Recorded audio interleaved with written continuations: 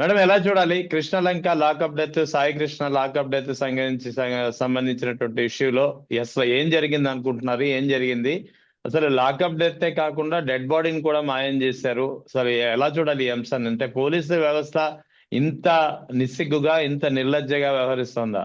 Sir నమస్తే sir. ముఖ్యంగా ఈ లాకప్ డెత్ ఇవన్నీ కూడా సార్ గతంలో మీరు గమనిస్తే చాలా కేసుల్లో అంటే ఆడబిడ్డల్ని ఇబ్బంది పెట్టిన వాళ్ళ కేసుల్లో వాళ్ళు నిజంగా ఇబ్బంది పెట్టారా పెట్టలేదా అని ఉమ్, తేలే లోపలేనట వాళ్ళు చాలా అవమానంతో చెరువులో దూకి చచ్చిపోయారట, ఉమ్, కాలువలో దూకి చచ్చిపోయారట.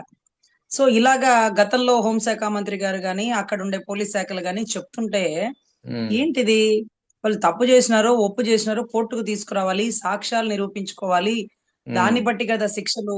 వాళ్ళు ఇలాగా అవమానంతో చనిపోవడం ఏంటి అని ఒకందుకు ఆలోచించినప్పుడు ఒక కేసులో అండి, ముఖ్యంగా తుని ఓకే. కేసులో నాకు బాగా గుర్తు. ఒక పెద్ద ఉమ్, ఆయన బైక్ మీద ఒక స్కూల్ పిల్లని తీసుకొని వచ్చారు.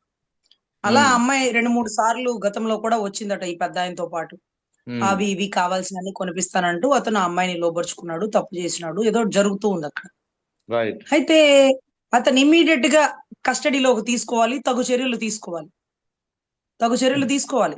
కానీ అతను అక్కడ కూడా చాలా పొగరుగా మాట్లాడుతున్నారు ఆ పెద్ద ఆయన. ఏంటి ఏంటింటా వీడియోలు తీస్తున్నారేంటి అని అంత పొగరుగా మాట్లాడుతున్న పెద్ద ఆయన పోలీస్ జీబు ఎక్కగానే అవమానంతో గురయ్యి చచ్చిపోయాడట. ఉమ్. అంటే ఆ సీన్ ని అలా అలా అల్లారు. అవును అదే మేడం. మాదిరిగా ఈ సీన్ ని కూడా మార్కాపురం నుంచి పోలీసులు పట్టుకు వస్తుండగా సిగ్గుతో అవమానంతో చెరువులు దూకి చచ్చిపోయిన గాదె సాయి కృష్ణ. చెరువులో దూకి చనిపోతే ఒంటి మీద గాయాలు ఎందుకు ఉంటాయో మరి? సార్ చెరువులో దూకి చనిపోయిన గాదె సాయి కృష్ణనని ఒక్క దెబ్బ కూడా వేయకుండా వాళ్ళు అవును. మార్కాపురం నుంచి పట్టుకొచ్చి చెరువులో ఉమ్, నెట్టేసి గతంలో చెప్పిన కేసుల్లో కథల రచయిత్రి లాగా అవును. ఈ కేసును కూడా చక్కగా హోంశాఖ వర్యులు బాగా చెప్తుండేవాళ్ళు. ఉమ్, కానీ ఎందుకు చెప్పలేదు అంటే అలా తేలిగ్గా చావనివ్వకూడదు. మరి ఎలా చావనివ్వాలి? మీ గెలుపుకు కారణమై మీ గెలుపుకు కారణమై మీకు ఇంకా 10-15 ఏళ్ళు ఊడిగం చేస్తామన్నా సరే మీరు గోళ్లు తీసి చిత్రహింసలు పెట్టి కుక్కను కొట్టినట్టు కొట్టి ఆ ఈ రోజు ఉమ్, చంపేసి బూడిద కూడా గానరానీయకుండా చేయాల్సినటువంటి దౌర్భాగ్య పరిస్థితికి తీసుకొచ్చినారా ఈ రోజు. ఉమ్, కులం తీసుకురాకూడదు అని నేను 10-15 రోజుల నుంచి సార్ కులం తీసుకురాకూడదు, పార్టీ తీసుకురాకూడదు అన్నా. మీరు జనసేనలో ఉన్నారు, బలంగా పార్టీ గెలుపుకు కారణం అయ్యారు. నేనంటే బయటకు వచ్చేసినాను, మీరు అక్కడే ఉన్నారు కదా, ఈ టైంలో బయటికి రాకండి అన్నా. ఉమ్, ప్రభుత్వంలో లేకపోతే చాలా ఇబ్బందులు పడతారు, మీరు ప్రభుత్వంలో ఉన్నారు, ఆ ప్రభుత్వాన్ని నమ్ముకొని ఉండండి. ఇవాళ కాకపోతే రేపైనా న్యాయం చేసిద్ది, బయటికి వస్తే చాలా ఇబ్బంది. మారు మాట్లాడితే ఏటపోతును కోసినోడు నడి రోడ్డు మీద కుక్కను కొట్టినట్టు కొట్టుకుంటూ తీసుకెళ్లినటువంటి సభ్య సమాజంలో మనం బతుకుతున్నామన్నా, మీరు అక్కడే ఉండండి అంటూ 10-15 రోజుల క్రితం ఈ విషయం నాకు తెలిసిన సారి నేను ముల్లపూడి నాగేశ్వరరావు అన్నకి చెప్పిన. ఉమ్, అసలు బయటకు వస్తే అసలు జరగదన్నా, లోపల ఉంటే అన్నా జరుగుతుంది. నేను జనసేనకు పనిచేసినా నాకు న్యాయం జరగట్లేదు, నాకు న్యాయం చేయండి అని అడుగు.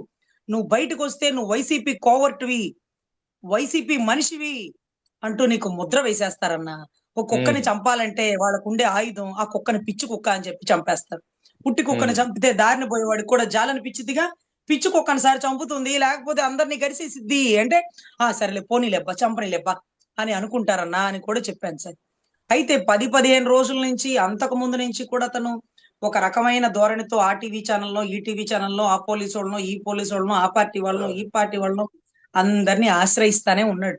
అయితే అందరూ కూడా 50 లక్షలు 70 లక్షలు కోటి దాకా పోతుందిలేండి, బేరాలు ఏముంది, ఉమ్, మనిషికో మాట మనిషికో రేటు అని. అయితే అయితే అతను అవనిగడ్డలో పుట్టి పెరిగి వాళ్ళందరూ ఒక 5గురు అన్నదమ్ములు ఎవరో ఉన్నారు, అందరూ చదువుకున్న విద్యావంతులు. ఉమ్, ఇలాంటి రౌడీయిజాన్ని చిన్నప్పుడే చూసి వదిలేసి సభ్య సమాజంలో ఒక సొసైటీలో ఒక గొప్ప వ్యక్తులుగా బతుకుతున్న పరిస్థితుల్లో ఈ రోజు మళ్ళీ ఈ రోజు మళ్ళీ వాళ్ళ కుటుంబాన్ని రోడ్డుకు తీసుకొచ్చినటువంటి ఈ పోలీస్ వ్యవస్థ మీద తిరగబడలేక కోర్టుని ఆశ్రయించి న్యాయ పోరాటం చేస్తున్నారు సార్. ఉమ్, దానికి నేను సపోర్ట్ చేద్దామని అనుకున్నా, కానీ మనతో పని లేదండి.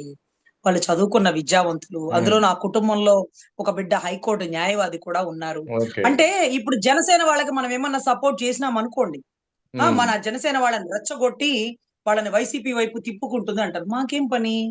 అంతే కదా. నేనే వైసీపీ వైపు లేనే, నేనే ఒక న్యాయవాదిగా పోరాడుతున్నానే, మిమ్మల్ని తీసుకొని వైసీపీ వైపు నేను ఎందుకు తిప్పుతా?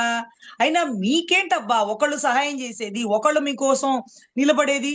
మీరే రాష్ట్ర గెలుపుకు నిలబడిన వాళ్ళు, మీరే ప్రభుత్వం ఫామ్ చేయడానికి నిలబడిన వాళ్ళు, మీరే అవతల వాళ్ళు ఇళ్లలోంచి బయటికి రాకుండా గుమ్మాల కాడ తలుపులు వేసుకొని లోపల కూర్చున్న వాళ్ళని చెయ్యి బట్టి బయటకు తీసుకొచ్చిన వాళ్ళు మీరే జన సైనికులు. ఈ రోజు మీకు కష్టం వస్తే మేము వచ్చి నిలబడేది ఏంటి? మీరు గట్టిగా పోరాడగలరు, మీరు వీరులు సూర్లు, మీ ఒరిజినాలిటీ మీ ఒరిజినాలిటీ కూడా తెలుస్తుంది రాష్ట్రానికి. అంత తేలిగ్గా కాపు సామాజిక వర్గం ఏమీ మోసపోలేదండి. అవతల వాడు మా బిడ్డల డిపాజిట్లు తీసేసినాను, లేకపోతే రోడ్డు మీద ఆ మట్టి పిడతలో అన్నం తింటున్నాను, నాకు కార్లు కూడా లీజులకి ఇవ్వట్లా అని పిచ్చి మాటలు మాట్లాడితే, అరెరే మన కొనుపోడే ఇంత ఇబ్బంది పడుతున్నాడా, అవతలోడు ఇంత ఇబ్బంది పెడుతున్నాడేమో అనుకొని భావించాం గాని, ఎప్పుడో కోడి చెరువు ఉందని, కోడి చెరువు ఎదురుగా 2 అంతస్తుల విల్లా ఉందని, అది ఒక 5 ఎకరాల్లో ఉందని, ఒక జూబ్లీస్ బంజారా హిల్స్ లో ఒక పెద్ద భవంతి ఉందని, ఇన్ని రకాల కార్లు ఉన్నాయని, ఇక్కడ ఇక్కడ ఇక్కడ ఇక్కడ వైజాగ్ లో భూములు, ఇక్కడ భూములు, ఇక్కడ పార్టీ ఆఫీసులు, ఇవన్నీ కూడా ఆయనకు ఉన్నాయని మాకు తెలియదండి. మాకు తెలియక ఆయన పాపం బాధలో ఉన్నారని మేము ఎమోషనల్ ఉమ్. ఎమోషనల్ బ్లాక్ మెయిల్ చేసేసినారు కదా, అందుకని పడిపోయాడు. ఇప్పుడు చాలా తెలివిగా ఆలోచిస్తున్నారండి. మనం సహాయం చేయబడలేదు, వాళ్ళు తిరగబడగలరు, వాళ్ళు పోరాడగలరు, వాళ్ళు డబ్బులకి లొంగే వాళ్ళు కాదు, వాళ్ళు ఎంత దూరమైనా పోరాడతారు. ఆ పోలీస్ ఆఫీసర్ జీవితాంతం యూనిఫామ్ వేసుకోకుండా చెయ్యగల సమర్థులు ఆ కుటుంబ సభ్యులు. మేము అనుకుంటామండి ముళ్ళపూడి నాగేశ్వరరావు గారే బాగా మాట్లాడతారని, వాళ్ళ తమ్ముళ్ళు మాట్లాడారండి. ఒకడి ఉమ్. పేరు దుర్యోధన, ఒకడి పేరు దుశ్శాసన, ఒకరి పేరు ఇంకేదో ఇంకేదో ఉందండి. అదే చాలా ఆశ్చర్యం. అప్పట్లోనే వాళ్ళ నాన్నగారు పెద్ద పెద్ద రాక్షసుల పేర్లు పెట్టినారు. అంటే వీరోచితంగా ఉండాలి, వీరోచితంగా ఉండాలని పెట్టినారమ్మా. మేము ఎక్కడా తగ్గం, మేము పోరాడతామని నిన్న రోజు కూడా ముల్లపూడి నాగేశ్వరరావు గారు ఫోన్ చేసి చెప్పడం జరిగిందండి. కానీ మీరు ఒకటి గమనించండి, చనిపోయింది కాపు సామాజిక వర్గ బిడ్డ, 22 ఏళ్ళు 23 ఏళ్ళు వయసు గల వ్యక్తి, గంజాయికి బానిస అయిపోయి 2-3 కేసుల్లో ఉండి తన్నులు తిని కేసుల్లో, అంటే ఒక మర్డర్ కేసుల్లో A1 A2 A3 A4 ఉంటారు కదా, అక్కడ ఉన్న వాళ్ళందరినీ ఎత్తుకొచ్చేస్తారు కదా మనోళ్ళకు అలవాటైన విద్య. అలాంటి కేసుల్లో కూడా ముద్దాయిగా ఉన్నటువంటి వ్యక్తి.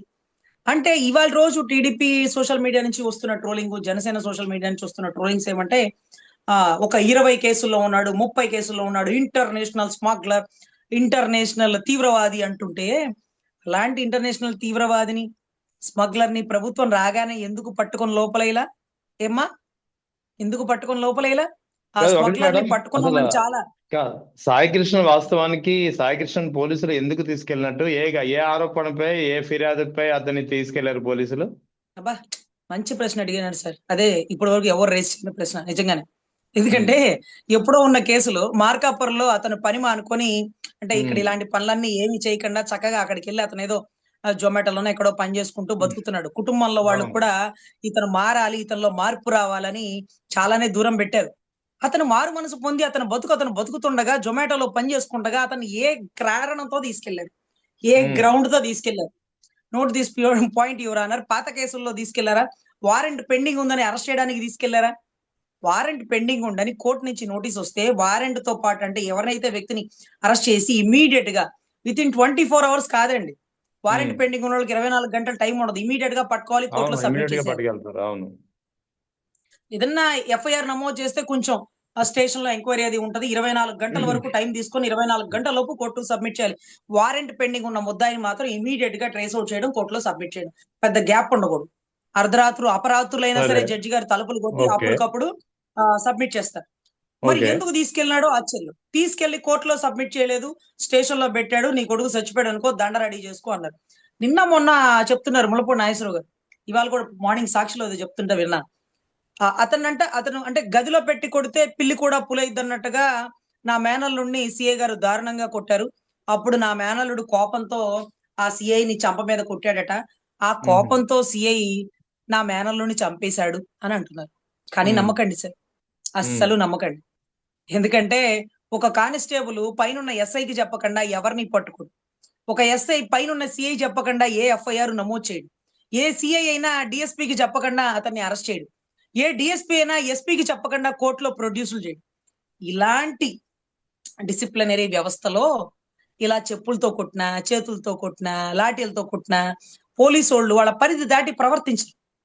అతను చంపేయడానికి ప్రభుత్వ కుట్ర కోణం ఉంది.